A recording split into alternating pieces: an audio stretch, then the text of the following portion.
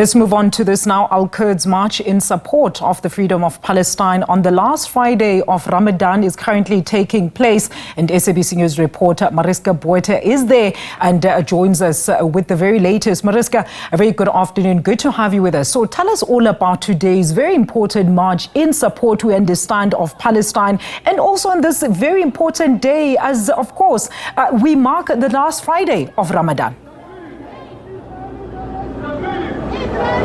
That is absolutely correct. You're 100% spot on. It's always observed. It's known as Quds Day.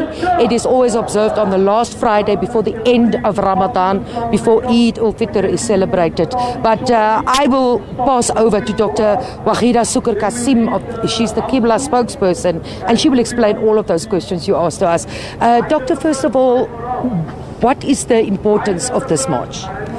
So the Day of Quds, or known as International Quds Day, is a day of solidarity with and in solidarity with the oppressed people the world over. This particular day was set aside by the late Imam Khomeini, the leader of the Islamic Revolution in 1979, whereby he called upon all oppressed people across the globe to unite on this particular day during the month of Ramadan, which is a month of high-intensity training, setting aside the last Friday of that Ramadan, of that month of high-intensity training, to demonstrate our unity towards and for the oppressed people, but against the oppressor. This year, of course, it takes on a very somber tone. Tell us about that.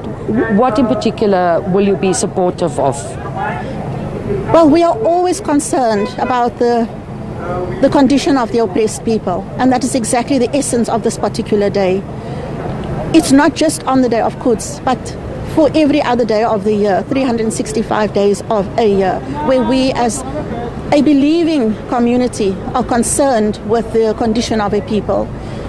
What makes this particular year, as did last year, 2024, but also 2023, even more important, is the intensification of the genocide against the occupied people. The mass murdering, the pot-shotting of our kids, shots to their heads, to their chests. I mean, these are targeted assassinations. The elimination of families, not just extended families, but immediate families, where not a single member of a family is even spared during this genocide.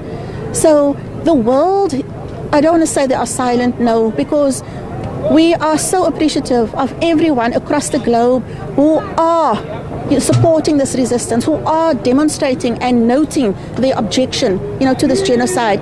But the rest of them, where are they? They are silent in this massacre.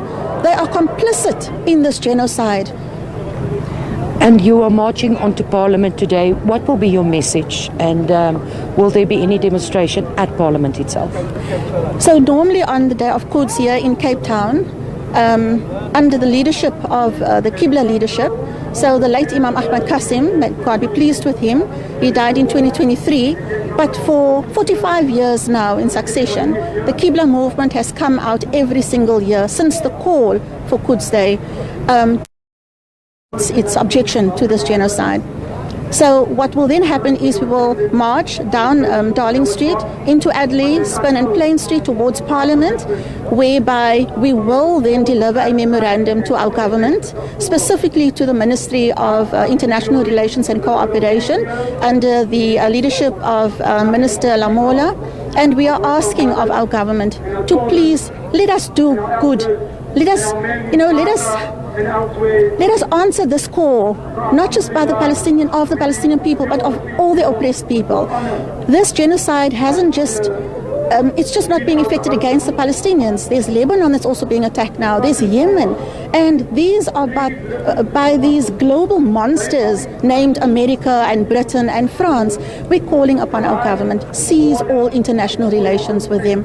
When we were under our state of apartheid, what did the world do for us? What did they do?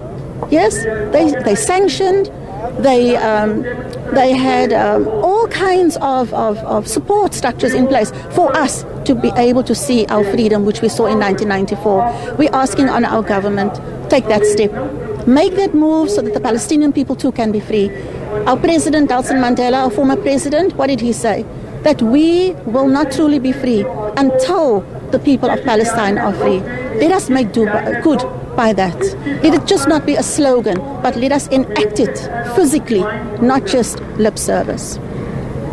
Thank you very much. That was Dr. Wahida Sukar Kasim speaking to us. They definitely a very grave moment as the Quds March takes effect. They are actually getting ready to start their procession right now. Several hundreds of people have come out in their numbers. We see the South African flag waving, Sudan, Palestine. There's a number of flags represented in the march here, and we will also be following them as they make their way to Parliament. As you heard the good doctor say there, they will be handing over a memorandum to government asking for sanctions against those countries that support the Israeli government.